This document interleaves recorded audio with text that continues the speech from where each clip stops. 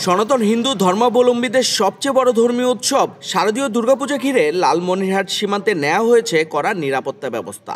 15 border guard Bangladesh BGP সীমান্ত এলাকায় অতিরিক্ত সদস্য মোতায়েন করেছে।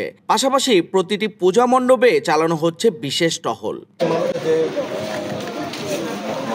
সোমবার বিকেলে লালমনিরহাটের দুরাকুটি দক্ষিণপাড়া দুর্গা মন্দির পরিদর্শন করেন 15 বিজিপির অধিনায়ক লেফটেন্যান্ট কর্নেল মেহেদি ইমাম। তিনি জানান, চলাচলরতদের উপর সার্বক্ষণিক নজরদারি করা হচ্ছে। পূজা নির্বিঘ্নে উদযাপনের লক্ষ্যে বিজেপির স্ট্রাইকিং ফোর্সও মোতায়েন রয়েছে।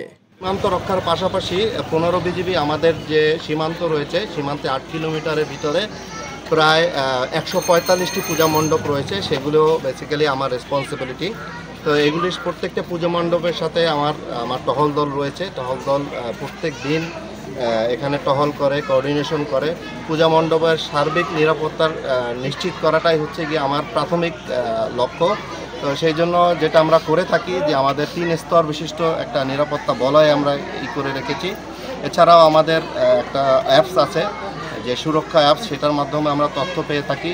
এখানে দায়িত্বরত যারা আনসার আছেন তাদের সাথে আমাদের যোগাযোগ রয়েছে। এছাড়া পূজা উদযাপন যে কমিটি রয়েছে তাদের সাথে আমাদের সমন্বয় রয়েছে। জেলা জুড়ে এবছর 145টি মন্দিরে দুর্গাপূজা অনুষ্ঠিত হচ্ছে।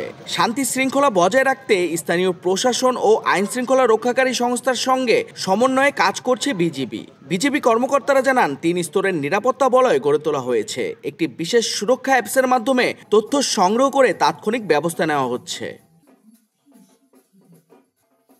জাতীয় শান্তি, নিরাপত্তা ও সার্বভৌমত্ব রক্ষায় সবসময় অঙ্গীকারবদ্ধ বিজেপি। আর সেই লক্ষ্যেই মাঠ পর্যায়ের সদস্যরা কাজ করছে, যাতে শারদীয় দুর্গা উৎসব নির্বিঘ্নে ও শান্তিপূর্ণভাবে উদযাপন করা যায়।